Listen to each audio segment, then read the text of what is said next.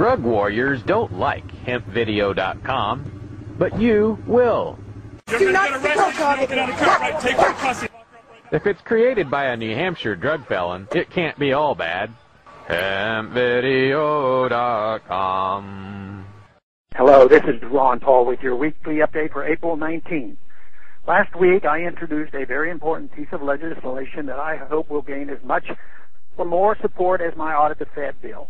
H.R. 4995, the End the Mandate Act, will repeal provisions of the newly passed health insurance bill that give the government the power to force Americans to purchase government-approved health insurance.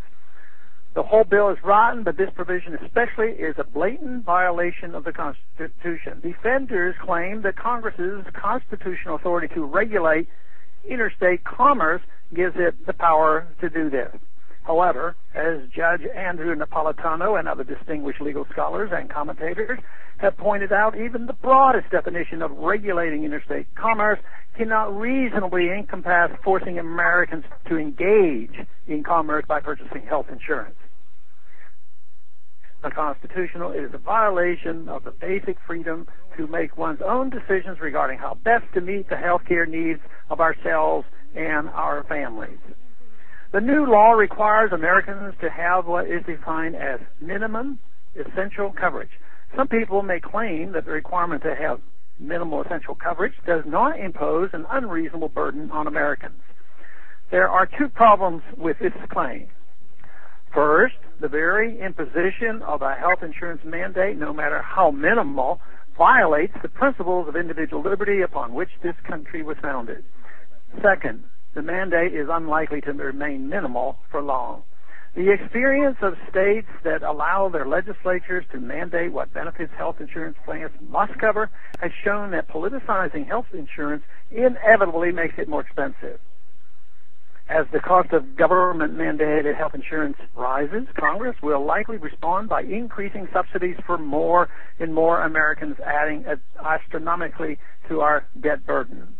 Insurance mandates undermines the entire principle of what insurance is supposed to measure, that is, risk. Another likely response to rising costs is the imposition of price controls on medical treatments and limits on what procedures and treatments mandatory insurance will have to reimburse. This is happening in other countries where government is intrinsically involved in these decisions and people suffer and die because of it.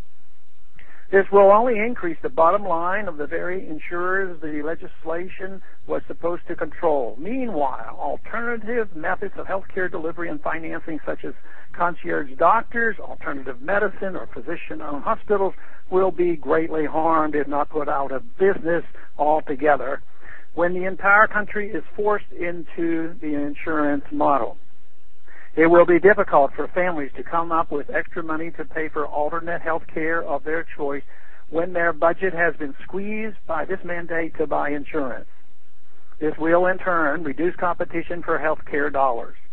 Health insurers, like many other corporations in other industries, have now used the legislative process anti-competitively to corner the health care market. Instead of calling this socialized medicine, we should call it corporatized medicine, since the reform is to force us all into being customers of these corporations, whether we like it or not. Congress made a grave error by forcing all Americans to purchase health insurance. The mandate violates fundamental principles of individual liberty and will lead to further government involvement in health care. It is time for legislation that fights back for the freedom of the people on this issue.